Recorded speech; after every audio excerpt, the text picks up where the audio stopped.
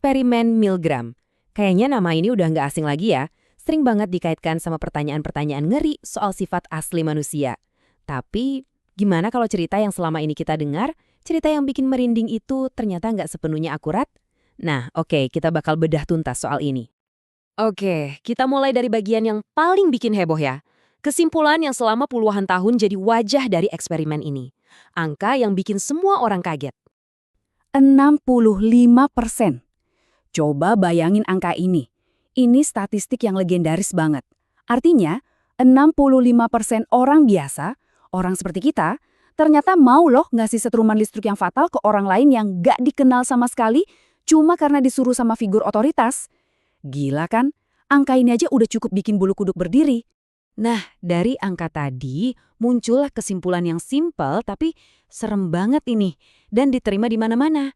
Katanya manusia itu kalau udah nurut sama otoritas, bisa-bisa dia melanggar prinsip moralnya yang paling dalam. Seolah-olah di dalam diri kita semua ini ada tombol jahat yang tinggal nunggu dipencet sama perintah. Dan inilah mitos yang mau kita kupas tuntas sekarang. Tapi sebelum kita bongkar lebih jauh, kita perlu paham dulu nih gimana sih eksperimen ini sebetulnya dirancang, apa yang sebenarnya terjadi di dalam lab itu. Jadi eksperimen ini tuh bukan sekedar iseng loh, ada konteks besarnya, yaitu trauma setelah Perang Dunia Kedua dan Holocaust. Waktu itu kan banyak yang mikir, pelaku kejahatan perang itu pasti monster, orang-orang yang super jahat. Nah, Stanley Milgram ini nggak terima gitu aja. Dia justru mengajukan pertanyaan yang jauh lebih bikin nggak nyaman. Jangan-jangan orang biasa kayak kita juga bisa melakukan hal sekeji itu kalau kondisinya pas. Settingannya ini cerdik banget. Jadi, partisipan diajak dan dikasih peran sebagai guru. Mereka benar-benar percaya kalau mereka itu lagi ngasih setruman listrik sungguhan. Setiap pelajar salah jawab, setrumannya naik. Mereka bahkan bisa dengar teriakan kesakitan dari ruangan sebelah. Padahal ya pelajarnya itu cuma aktor dan nggak ada listrik sama sekali. Semuanya cuma sandiwara. Nah, ini bagian yang krusial. Kalau partisipan mulai ragu-ragu, peneliti yang pakai jas lab putih itu bakal ngeluarin skripnya. Perintahnya bertahap. Pertama, cuma desakan simpel. Kalau masih ragu juga, tekanannya dinaikin sedikit. Tindakannya mulai dihubungin sama tujuan yang lebih besar, seolah-olah ini demi ilmu pengetahuan. Terus, perintahnya jadi lebih mendesak lagi. Mengisyaratkan kalau berhenti sekarang itu sama aja kayak merusak sesuatu yang sangat berharga. Sampai akhirnya perintah pamungkasnya keluar. Ini yang paling kuat. Tapi coba perhatiin deh, nggak ada ancaman fisik, nggak ada hukuman, cuma perintah yang diucapkan dengan tenang, tapi sangat berwibawa. Ya, sebatas inilah perintah yang dimaksud. Sampai sini ceritanya kayaknya lurus-lurus aja kan? Jelas banget. Tapi sekarang, ayo kita lihat gimana narasi simpel ini mulai goyah waktu para peneliti ngecek ulang semua buktinya. Nah, ini dia titik baliknya.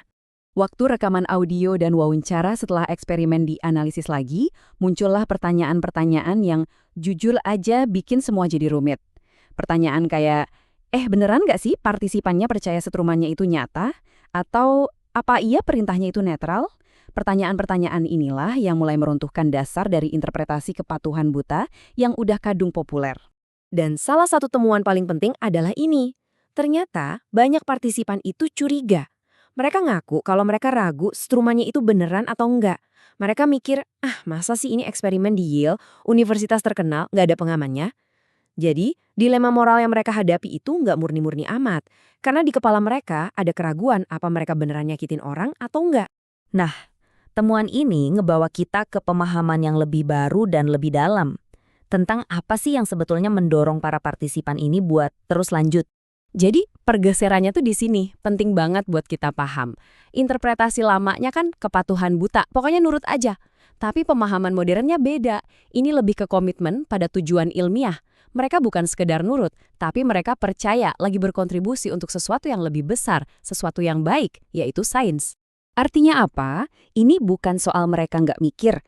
Justru sebaliknya, mereka terus lanjut karena mereka udah berhasil meyakinkan diri sendiri, membingkai ulang tindakan mereka. Bukan sebagai menyakiti orang, tapi sebagai membantu eksperimen. Dan membantu eksperimen ini mereka anggap hal yang baik. Makanya, meskipun mereka stres, keringetan, kelihatan tersiksa, mereka tetap lanjut. Karena mereka merasa jadi bagian dari sesuatu yang penting. Terus apa dong warisan dari eksperimen Milgram ini? Nah, ternyata rumit banget. Ada dua sisi mata uang. Ada sisi baiknya yang penting banget, tapi ada juga sisi buruknya yang bahaya karena salah kaprah. Kalau dari sisi baiknya, dampaknya itu luar biasa dan terasa sampai sekarang. Eksperimen ini benar-benar nampar dunia sains, kedokteran, sampai bisnis buat mikirin etika lebih serius. Aturan-aturan ketat soal perlindungan subjek penelitian yang kita punya hari ini, wah itu sebagian besar lahir dari kontroversi yang dibuat sama Milgram. Tapi, ada juga sisi buruknya. Cara orang awam menyederhanakan hasil eksperimen ini ternyata sangat berbahaya. Kita jadi gampang banget mikir kalau peristiwa mengerikan kayak Holocaust itu bisa dijelasin cuma pakai psikologi, oh dia cuma nurut perintah. Padahal, kita jadi lupa sama faktor-faktor yang jauh lebih besar. Sistem politiknya, rasisme yang terstruktur, propaganda masif, semua itu jadi terabaikan. Oke, sekarang kita sampai di bagian akhir. Kita coba tarik benang merahnya dari masa lalu ke sebuah pertanyaan yang super relevan buat kita semua hari ini. Jadi, kesimpulan para ahli sekarang tuh begini. Eksperimen Milgram itu bukan hoax, ini nyata dan hasilnya kuat. Tapi pesannya itu bukan soal 65% orang bakal patuh buta sama perintah jahat. Bukan itu. Pesan yang sesungguhnya adalah betapa mudahnya orang biasa dibujuk untuk melakukan hal-hal buruk selama mereka yakin kalau tindakan mereka itu demi kebaikan yang lebih besar. Dan ini pertanyaan terakhir yang saya tinggalin buat Anda renungkan. Pelajaran sejati dari Milgram itu bukan berarti kita ini robot tanpa pikiran yang cuma bisa patuh. Bukan. Pelajarannya adalah betapa bahayanya narasi demi kebaikan yang lebih besar itu. Narasi itu bisa jadi pembenaran untuk tindakan apapun. Jadi lain kali Anda dengar ada yang bilang begitu, coba berhenti sejenak dan tanya. Sebenarnya kebaikan versi siapa yang lagi kita perjuangkan?